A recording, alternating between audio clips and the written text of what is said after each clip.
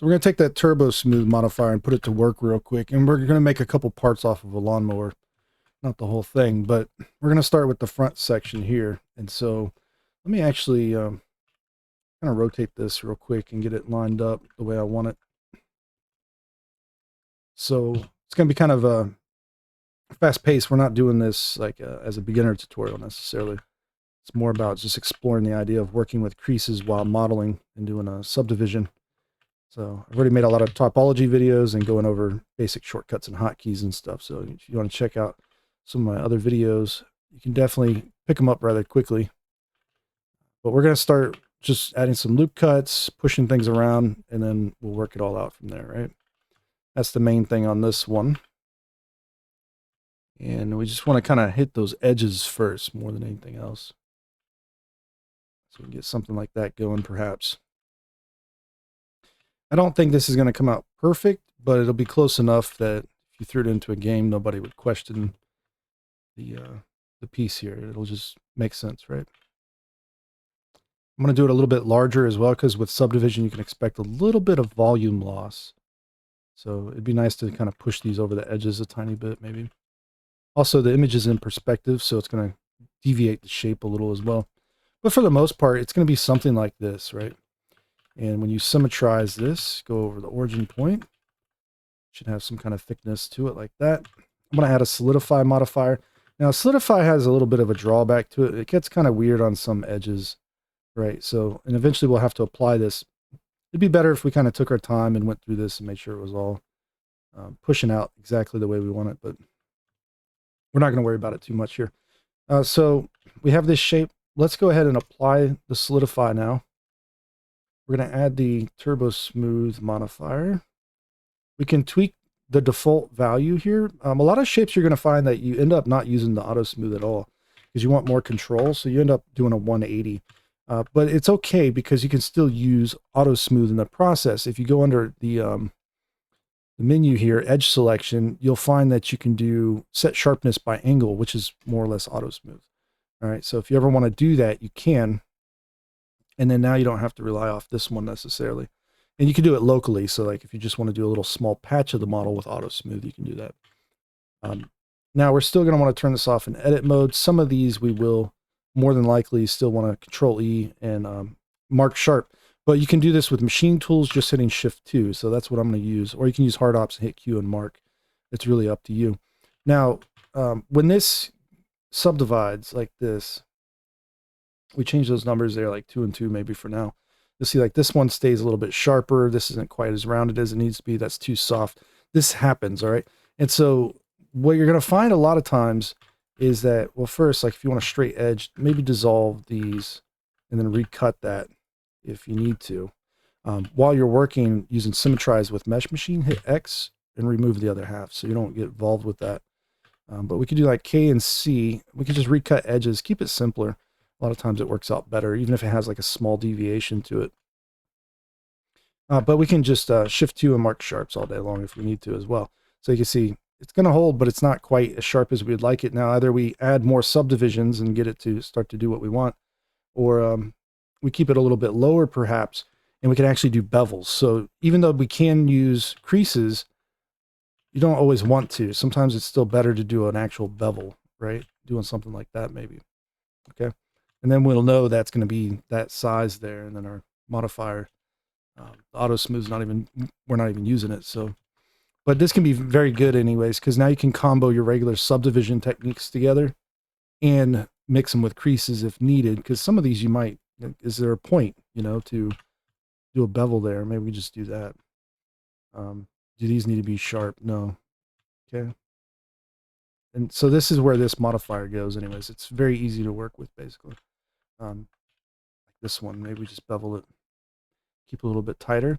I don't like the way it beveled either. So you can always change that by doing KC, going through here, and now we do a bevel here, but hit M a few times, you'll do a percent bevel. Do that. AM merge by distance. You can see when we merge by distance, for whatever reason, it removed the sharps, but whatever. That's what I wanted to do anyway, so we'll go with it. All right. Level 2. All right. Let's see what happens. All right, this bottom one here, let's get rid of that sharp. You'll see that it rounds it too much now. So you still rely off your regular modeling techniques, guys. You don't get away from them necessarily. This one should round out pretty close. If you want to turn on this and end result, you can grab those and you can kind of shift them into shape. Remember, sometimes it's more about the end result than it is about the control mesh, if you would, right? So we can shift things around a little bit, GG twice them, slide them around, push them into shape, right? And make things like that happen, basically. So, you know, if this is a game model, you're more than likely not going to punch in the hole in the middle. It wouldn't make much sense. We have like a rivet on top of it or some kind of bolt anyways, so we'd probably just utilize that, get rid of those. Okay, even this one, we might actually bevel instead, like that, and then just get rid of the sharps on it. Oops. Or just auto smooth it real quick, right? Set sharpness by angle. That's like a quick cheat way of doing that, right? I think it's a little too sharp, so I'm just going to soften it a bit. Yeah, something like that maybe. Should work fine. All right. And so, yeah, we wouldn't necessarily model that piece there like that. And we could try to bake something like that into the surface if we wanted to later on. You know, you just create whatever you got to create to get that shape going. You could do a cylinder or you could do even a plane. The reason you can get away with a plane is you just loop cut it a few times and loop tools circle it and you got that, right? So that works out pretty well. Let's just move it down to where it's going to go. Rotate it, scale it. Scaling in edit mode. That already lined up, so let's just G and exit. In this particular shape here, you see it's pretty close to where it needs to go, but not quite. Scale it again. We'll get it in a position. We could snap it to the surface or do other things like that, but I'm not worried about that. I'm just going to extrude it again and scale it and just leave it like that maybe and subdivide it, right? So we can still do regular subdivision if we want and get a shape like that. But we don't have to. We could, you know, use the modifier. Might give you a little bit of a different result though, but we want to smooth the edges maybe. Subdivide it once and then twice. So we might get something like that out of it. Could still work for you, right? So the modifier is definitely useful. We'll make it a little thicker. Do something like that. All right, so if that's all you needed, I'm sure we can add some additional edge detail in here, do a loop cut or something. Get it kind of going a little bit different perhaps. This area here, if we grid fill it, it probably does the same thing, yeah. That pole in the middle, maybe we pull it out slightly. All right, and that'll be more or less that piece out of position a little bit, but you get the idea, right? So eventually we can just symmetrize again, press X so we symmetrize instead of remove. Go across the middle. We'll have that. And then on the inside there would be a nut, I believe, on the other side. But yeah, we can do things like this all day, guys. Cylinders are surprisingly easy to work with as long as there's no details on the cylinder. It's just like a auto smoothing, you're done, right? So if you create a cylinder, it doesn't even have to be 32 sided necessarily. You could do maybe like a 16 or something. And just rotate it, put it into position. I'm going to align it real quick. Alt A, not rotation, just position. Scale it down. Oh, whoa. We got both of them selected maybe? Yeah. Okay. So this one we can align to this, Alt A, but we don't do all of them. Maybe we don't do X. Okay. So that way we can S Shift X and we can just do this, right? Cool. A little bit out of position, but it's perspective once again. So the edges of this thing are pretty rounded. So I would say just do a bevel for them. Okay, something like that. And it could take a little while to get tires right anyways, but we're just going to kind of go for it. Something like this for now. Okay, and then right here, you can separate these as a new object. This one here, let's just add the modifier. can crank the values up. We did most of it with edge loops, so it's not going to do much if we had creases or anything. But you may still want to. You might add a add one right there, perhaps something like that. I don't know. When it subdivides and you shade it smooth, you'll get like a little tiny little bit of like a rim to it. I think this is still a little bit flatter. It looks like it's going to be out a little bit more. And maybe this dips in a little bit more, which I don't feel like doing that right now. So I'm just going to scale these out on X and make that a little bit more pronounced again. And I still feel like this area is just maybe not right. So we could go in here with Mesh Machine and refuse, and it should be able to hit W and tighten that up a bit. It should be symmetrical too, so we should be able to symmetrize it. Boom. And we get a little bit of a sharper edge on that, perhaps, if we needed it. This corner here is still not quite doing what I want. I think I'm just going to add a loop cut here, and I'll S it out a bit. So we can kind of shape this and make it look, you know, the more the way we want it anyways. All right, let's go to the middle now. So the middle here, let's just go ahead and inset. When you're insetting with edge rail or offset even, sometimes it gets it wrong. So just careful with that, especially if it's quads. If it's an ingon, it's usually a little better. But we can Alt S these in. No, not yet. Let's do an inset. We can Alt S those in. We can inset again. Inset hold control. We're going to push it out to that little section there. So we can just S and X now and scale out. There you go. Pretty close to what we want. Let's bevel it and just do that. Okay. Now let's add the modifier. And you can see we get a pretty decent result right there off the bat. Add that second subdivision. Boom. And it could be a little thicker maybe, right? So to do that, all I would do is grab this section. We're going to have to shift some things a little bit. We're going to move it out a tiny bit. We can move these back so they don't intersect. Okay. And then this outer edge here, we can grab it as a loop and just extrude it back in. Okay. So we get this shape here. This had more detail here in the middle. I think what I would do is you could do a loop cut like this, 2 loop cuts, maybe an extra one. And then this section, you can use Machine Tools Alt A and align left, and you'll get a little flat section like that. So it's kind of doing that little detail in there, perhaps like that. Some of these other ones, you can, you know, maybe scale them and move them around a bit and get different kind of results out of them, right? And then change the auto smooth values if you need to. And before you know it, you got a pretty clean little setup here. You can see like this one, it should be creased, but it's still kind of pulling. Additional loop cuts help on things like this. Okay.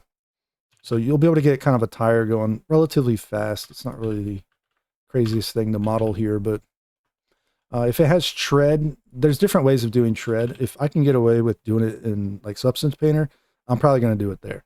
Otherwise, if I got to actually kind of have a model for it, I might displace it. Last resort, I'm going to model it. Like, I don't really like modeling them, but if I can find a way to cheat it, I will cheat it for sure. And then like we'll do the top as well. Why not? So we'll do a cylinder, another 16 side. Why not? Go into edit mode, scale it down. We want to align it to this one on X2, maybe not on Z. Okay. And no rotations. Okay. I want it right in the center of this. And so that one edge in the middle, Shift S, cursor to selected. So now we can take this and we can Shift S, selection to cursor, just like that.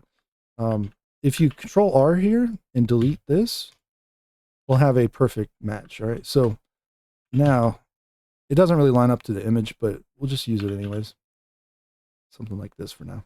Okay. You can see we've only selected half of it though. That's a problem. Let's go back. Okay. So we got that going. We could delete this side too. It wouldn't really matter. But I'm going to keep these filled for just a moment so that they bevel correctly. And the top one here, we can still this face with Machine Tools. You select the face, press 4. It's a new mesh. Okay. And so we can extrude that one up. In this one, we're going to just S Shift Z and make it slightly larger. just a little bit. Okay. I think it might have a little bit of a rounding effect in there, tiny bit, but I'm not going to mess with it. I'm just going to inset it, scale it, extrude it. It's probably even like a little hex nut or something, but type shape. If I had to take a guess, but we're not going to get all worked over it. So you just add the TurboSmooth, subdivide it, subdivide it. You'll see we get a little bit of an issue on these, right? Because the Ngons, they have poles everywhere. End poles. Inset it. That's all you got to do. It'll take care of that. Okay. If you want to go through and Control F and grid fill these now, you could. So you can line them up as needed if needed. Right? This can get a couple loop cuts. This can get a couple loop cuts. Done. All right. So we do that. Now this same process is going to take place over here. We would want to use basically the same settings where we maybe do a subdivision or two, and then we'll do the inset like so. Okay. And probably a few loop cuts in here. You're trying to make squares. It should work out a little bit better. Shade it smooth if you want. Subdivide it more. It's going to be kind of a soft shape. Subdivide this once. Take one away. Okay, so 2 and 1. 2 and 1. That's good. And we end up with that. Relatively fast as well. So this is probably a separate part, by the way, so there would be like a little rim underneath it. If we try to model that in, it's not really a big deal, but sometimes it can look weird when you try to bake them, so just be careful with that idea.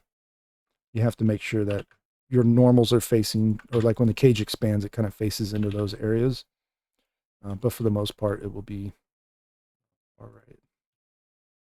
So you can see, like, that's not going to be the most challenging thing you work on, obviously. There's probably a bolt under here if I had to take a guess, or something else going on. But you can find all kinds of little interesting things to model off of a lawnmower, and so they're definitely fun to work on. So for example, we got this guy from the top view. Like, there's all kinds of little buttons maybe we do, the gear shift, things like this, you know. Normally booleans work better for this kind of stuff anyways, but you know, it's a lot easier if you have a perfect grid in here to work on that, right? So you might not even worry about the sides right away. You might worry about just the detail even.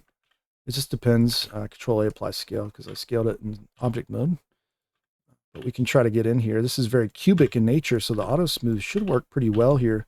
But we do have some of these like rounded corners, so it might not work out quite the way we want it to. We could do some manual subdivision, try to get some like nice edges that line up with those. If possible. You can see we're close, but maybe not quite there, right? And so higher density mesh can certainly be beneficial in a lot of cases when doing a high poly model, right? So that makes sense.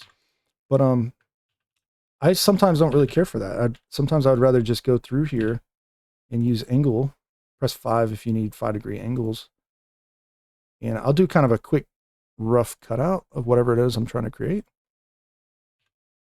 And you can hit A twice to turn it back off. Maybe give some little segments in here. I'm not exactly sure what's going on in that area. Oh, you know what? I'm messing it up. That's what I'm doing. Okay, that's what's going on. Here, we'll do this real quick.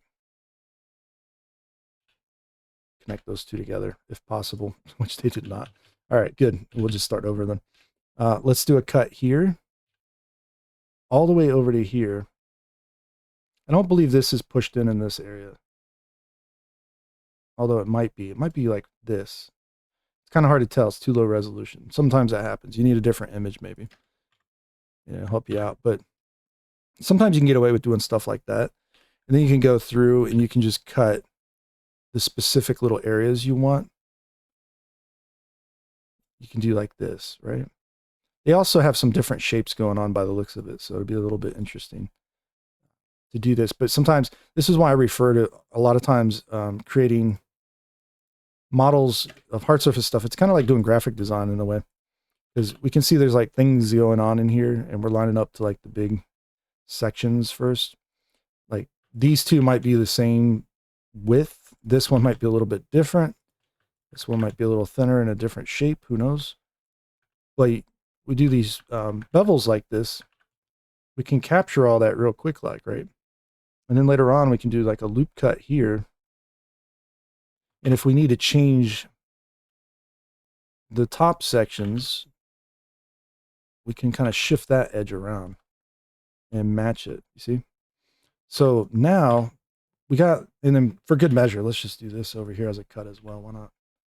And, but we can go through this and you'll see sometimes you got to overextend things and then cut it again, maybe KCA it, because we kind of missed the target there, I guess. And so that's okay. We can move these around all day. It's not going to be a big problem. But let's say we take this one and all of these, press C, use the cursor selector. Don't grab this one. There's a little dot there that we hit. So, but we can take that and set it down, hold control. Can't see what it's doing because the reference is too close. So pull it down a little. There you go. Yeah, so I probably moved it too far, but I just need like a little bit in there, right? And because we already have the pattern, this is why I often refer to it as just patterning, right? That's all we're doing. We can come in here and we can continue to pull those ones down with an inset holding control. Now we just got to figure out how to turn it all into quads, right? So that the TurboSmooth thing there works out right. You can see it doesn't work out right. Okay, so we have to turn it into quads, guys. It's still subdivision modeling. I'm going to just go to town with the knife tool real quick. We're going to kind of do it kind of quick. Make sure I'm using it right. Keep hitting the wrong keys. I just want to start working it out into quads and try to get it going anyways. I noticed that Vulkan has a weird issue with the knife cut sometimes. It just stops responding or something. It's kind of weird. It's been like that since the beta or the beta. I didn't try the alpha, so, but it's not terrible. This edge, I would not bring it into that other edge there. I think I would leave them slightly separated. I think it would work out better. So that's what I'm going to do. This one here, this one here. Let's just go out with those. We can do that. This one can go to there, I think. It should be fun. Sometimes you want spacing on things like that, but these very like squared up shapes, it's not really the end of the world if you do like very kind of like geometric, I guess, cuts like this. It wouldn't look pretty on most topology, like on most things you model, but for these kinds of pieces, it works. So like we need this one to go out. Okay. You can see how as we start to just cut it in, like we're converting n-gons into quads more or less, it just starts to work better, right? Like it starts to work out anyways. This one's going to be a little bit interesting. We'll come back to it. Some of these are going to have to be attached to each other because they're not quite running with each other right now. I'm going to put this one through here, I think. This one eventually will go down this way. We'll probably attach to there. Okay. A lot of these are okay, I think. We'll find out in a second when we try to use the TurboSmooth, but a lot of these are not okay. So sometimes you can do reductions or you can create n-gons or triangles to finish little areas like this out. In our case, I think just cutting them out is the better option. It's going to add quite a number of faces, but this isn't a low poly model necessarily, right? So that TurboSmooth tends to work best on higher poly stuff. You can try to save the mesh and turn it into a low poly, but that doesn't always work out necessarily. You can see as we just continue cutting though, and we start quadding things out, this tends to work out pretty well. Even this one right here, hit shift and double tap it if it starts sticking. We could probably cut it over to here and then over to here and just run it all the way through like that. The only thing is you want to make sure you hit C more than likely, so you cut the sides as well. And we'll get something like this going anyway. So this one, maybe we don't need this as much depth to it. So Shift G, select coplanar. For whatever reason, Blender's coplanar default has changed on me. Usually it's very low, so just set it very low, and then you do that maybe. All right. What happened over here? What is this? What's going on? Okay. We do need holding edges sometimes. They help. KCA on that. Oh, none of these went out either, apparently. Yeah. So we got to do those as well. And that will help out a little. I'm sure there's a lot more going on this thing internally, and we could have probably even made it in little parts and pieces if we wanted to. But if we're just in a rush and we're just trying to create something that resembles the gear shift there, you know, we can do something like this. Let's go ahead. Oh, we have it on already. So It must be working somewhat right. If that's the case, do a couple loop cuts in here. Okay, and now maybe 2 and then 1. Shade smooth for a second, boom. And so this was the only area that we didn't really finish, and some of these aren't maybe quite ideal. It's maybe not exactly what you wanted. You can always try filling with the numbers and making it tighter or softer or whatever. But you might have to actually rework the topo sometimes on things like that. It's probably not what you want to hear, but yeah, it could happen. I think 2 is the best we got so far. You can also try doing just a couple loop cuts somewhere and see if it helps the shape. You see how that works? As long as it's not a very curvy shape, this kind of stuff is fine. It's not going to be the end of the world for this model. Once we have those quads going, it's so much easier to work with, especially if they're running in the correct kind of directions. You see like these ones here, these might actually round out too much on this side. So, you know, we can throw a couple loop cuts in there too and see what happens. Maybe one down the middle there. We're increasing the resolution manually, basically, is what's happening. Just making it sharper. So we might not even need that level 1 at some point. Might just be able to just use that level 2 on the bottom. Or you can keep it, it's up to you. This corner over here is a little odd. So it has a pole, and sometimes pushing that pole off of an edge is useful. Let's dissolve these. Let's take this and run it out.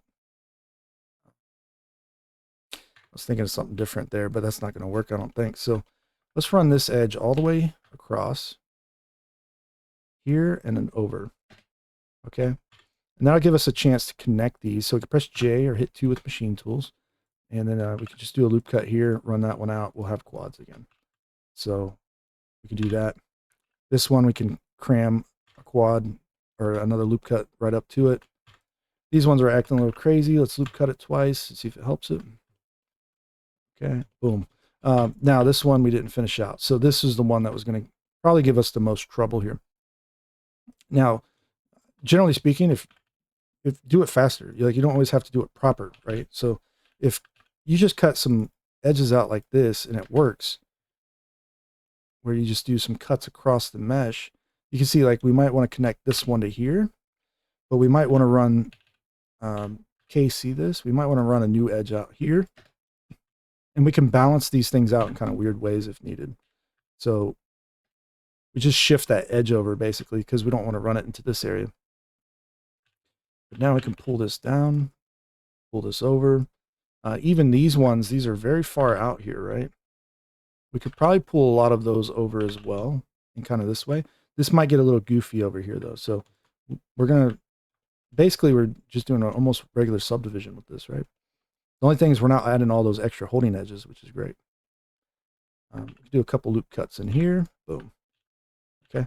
So if we did that all correctly, we'll have like these nice little bevels. Everything looks kind of a little bit puffy maybe. That can happen sometimes with the poles and the edges like that. If we do like a select code planner again, this whole top section, we might be able to get away with an inset and hitting B, and we'll inset everything like this, and we can add little holding edges right there. The only problem with this though is you see that we create these cuts, right? So these need to be creased right here. That's the trick with those, okay? It's not dead geo, but it just needs a crease there, okay? Because everything's beveling, or everything's getting that crease set automatically with the auto smooth. So that's where that thing really shines, I think, is that when you start doing work like this, you start to realize like you can actually control these meshes really well based off of smoothing / creases or edges or sharps or whatever. It's all kind of the same thing when you start doing this stuff. So you see, like even that one, maybe we crease. Okay. Usually the main sharp edges like that fold over, that's the ones you're looking for. And then you can do that, right? If you really want a loop cut in there, that probably would help that bottom section. Also like right here, maybe. So it's just really cubic in nature. But yeah, I mean, this thing is obviously much different on the actual one. So check this out. Let's do machine tools surface slide. In edit mode, you hit tab, go to surface slide on the pie menu. If you had to, let's say, I can't really tell where it's at, but let's say it's like right in this area. You might even want to knife cut this one out. So It'd be better if we started with the n-gons with this cutout, right? Instead of trying to do it now. But let's say we just wanted to do something like this. We're going to make sure we clean this area up a little. It's not going to be perfect when it subdivides, but we're going to try and get it to work anyways. Let's just say this whole area, use the cursor selector. We got to create a little bit of spacing on the edges, and we want to straighten things out too. I don't know what that's, why is this all crooked? Okay. But we want to create a little bit of spacing around this shape, so that way we can do an inset and not have it fall apart on us. But probably should have fixed that one there. We'll fix that in a sec. So that we can do an inset like this, okay? And create another holding edge, more or less. This one, we'll just go ahead and flatten out real quick, like. Because all I want to do is pull this down. If you add that little holding edge around it, it's just like the other one we did. It just works out better. And we might need another loop cut through the middle, but inset, hold control. Oh, turn surface slide off first. Inset, hold control. You got to do that in edit mode. And then we might get away with one more inset. Okay, and that's what we're looking for. Edge rail off on that one. Now, if you use edge rail, you can see for the most part it already works. Like we don't really have to do a whole lot here. But I'm going to select all of this, and I'm going to hit it with a set sharpness by angles. So just auto smooth it real quick. And then all we got to do is tighten up maybe these corners. It'd be nice if they automatically worked, but some of them you might not tighten up either. Like this one, if we tighten up, it might be a little bit of an issue. That's right against this edge. That's not really ideal to have that pole right there. I think I would run with it simply because it's going to bake top down. It's a high poly to low poly bake, but you can see it does cause a little issue. We might be able to sharpen that one. It should already be sharp, but yeah, so sometimes little things like that can get a little squirrely. Even the inside ones, sometimes you can do those and mark them as well. You can usually alt click on these if they're running into a dead end. But these ones happen to not be, so it's not going to work, is it? You see how that works out? A little discrepancy, but it'll be okay. So yeah, I mean, that's it, right? You can model with this all day long, and it's still sub-D modeling, guys. That's what I was trying to tell everybody. It's still crease modeling. It's nothing super special. The only thing is that we're not marking every edge now, right? And that was driving me nuts working inside of Blenders. Every edge you'd have to go marking all of these, right? And that's just not rational sometimes to do every single edge. Those are, 90-degree corners. Why should we do all those, right? Extra loop cut here would work, right? So now we got that shape going. Didn't take too long, right? So all in all, I mean, we didn't get to do everything of this lawnmower, but we got enough done that we can see this method does work. And we'll do more videos like this too. It's just a lot of fun to get in and start modeling stuff. And yes, they're high density. I get that. You can usually just remove the modifier even. AX limit dissolve it, type in 0.05, and then use this as, and not always do you have to limit dissolve it. On curved shapes, it can be kind of problematic. But on things like this, you can see we can start to work it back out anyways. And now we can get in here and possibly start to clean it up and whatnot. You can see like these are a little bit annoying here. This is extra edges so that an n-gon works correctly, basically. Blender does that. So GG twice them out, merge it by distance. They're all the way out there now. You'll find other examples of that where it occurs. You, in our case, just GG twice them. Sometimes you got to merge them or dissolve them or cut new edges even. Eventually, if you want to keep the sharps, you can. What happened with this one is I had smooth shading on. Okay. And let me kind of show you the difference here. Okay. If we don't have that on and we apply that, excuse me, we take it all the way down and apply it. Check this out. We got all the sharps that we need. So we can use these for UV mapping potentially is what I'm getting at. So we can limit dissolve 0.05, go back and GG twice things around, clean it up a little bit. And if we need sharps to get a proper bake out, like look at all the sharps we have. It's crazy. You can dissolve some of these or merge them or slide them anyways. Probably another one on this edge somewhere. Oh, it's over in the corner. Good. That one you might not need sharp, actually. Only on those, well, what needs to be a sharp edge, not the flat ones. So a lot of people don't understand how this works. When an edge is sharp, it needs to be a seam as well, okay?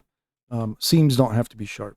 So you select these later on, you Shift G, and you select by sharpness, Control E, and mark seam. So they all become seams.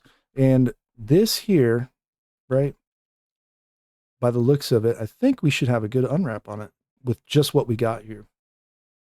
So we go to UV editor, view, unwrap conformal, and we'll get something like that. And then you go through the UV mapping process. Obviously, if you have curved pieces or whatever, you would end up working those kinds of things out with rectify and all the other UV options, UV editing options. This is, I think, too broken up for a game model, personally. I would probably bake this down a little bit different with a different low poly, because I think it's just too much.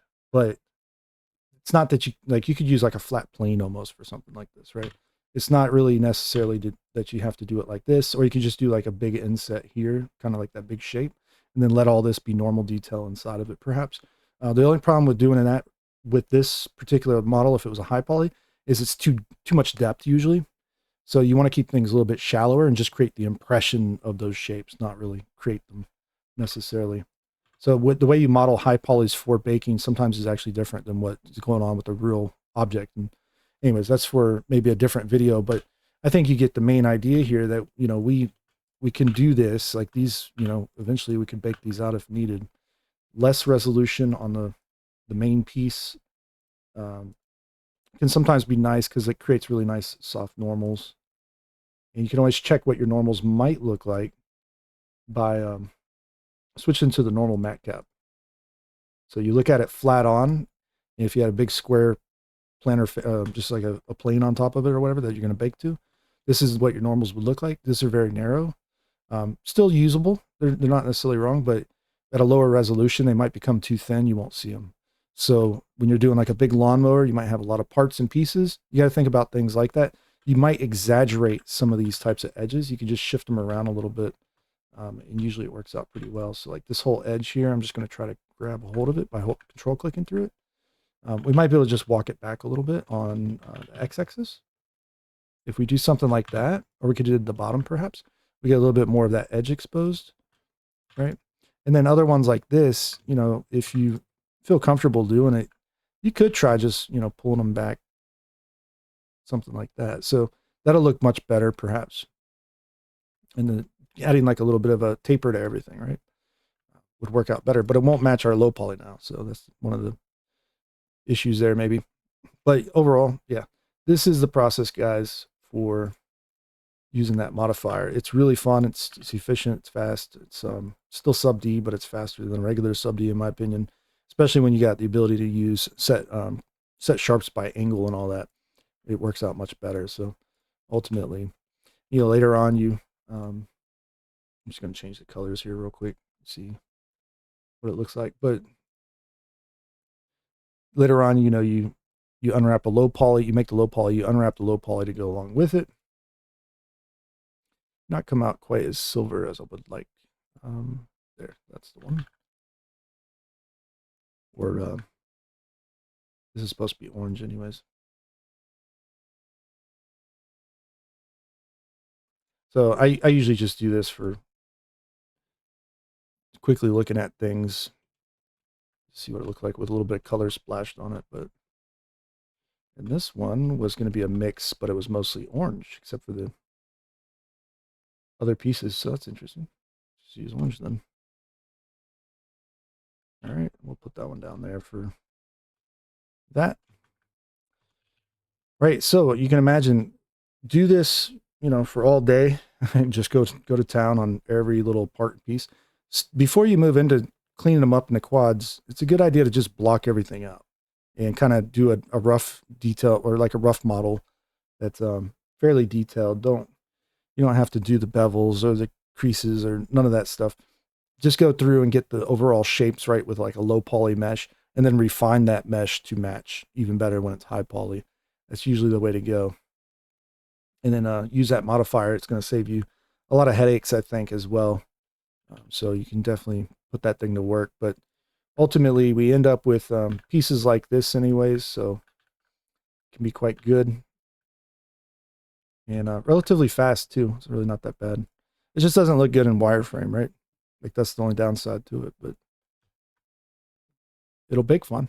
So anyways, that's it for this video. I'll check you out in the next one. Take care, all right?